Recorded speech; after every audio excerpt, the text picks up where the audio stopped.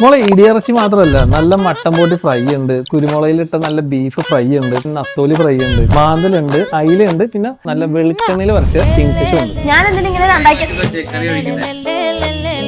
ഞാൻ അബുദാബിയിൽ നിന്ന് ദുബായിലോട്ട് വന്നേക്കുന്നത് സ്പെഷ്യൽ സാധനം കഴിക്കാനാണ്. എന്താണെന്ന് കാണണമെന്നുണ്ടെങ്കിൽ നോക്കിക്കോ.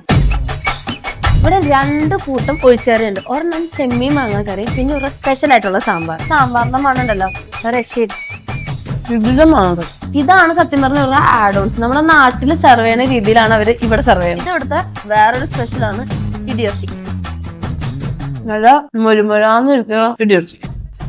ഞാൻ ചാളർത്തോട് പറഞ്ഞിട്ടുണ്ടായിരുന്നു ഇവിടുത്തെ പോട്ടി ആ വരട്ടിയൊക്കെ വെച്ചേക്കാൻ കണ്ടപ്പോ തന്നെ എനിക്ക് കഴിക്കാൻ തോന്നി. പിന്നെ ഇവിടുത്തെ അച്ചാർ ഓരോ ദിവസവും സ്പെഷ്യൽ അച്ചാറുകളാണ്. ഇന്നിപ്പോ മീനച്ചാറാണെങ്കിൽ നാളെ ചിലപ്പോ ഫ്രൂട്ട് അച്ചാറൊക്കെ നിങ്ങളെ ഭാഗ്യം പോലെ ഇരിക്കും. ഈ എഗ്ഗ് പൊടി ദോശ ഗീയുടെ ഒക്കെ ടേസ്റ്റ് ഒക്കെ എടുത്തു നിൽക്കും, അടിപൊളി. സാമ്പാറും ചമ്മന്തിയും ചട്നിയൊക്കെ ശരിക്കും എന്റെ ഉമ്മച്ചി വീട്ടിലുണ്ടാക്കുന്ന പോലത്തെ ടേസ്റ്റ് ഉണ്ട്. നിങ്ങൾ ഈ ദോശ കഴിക്കണമെങ്കിൽ അത് ചൂടോടെ കഴിക്കണം, എന്നാലും നിങ്ങൾക്ക് സെയിം ടേസ്റ്റ് കിട്ടും.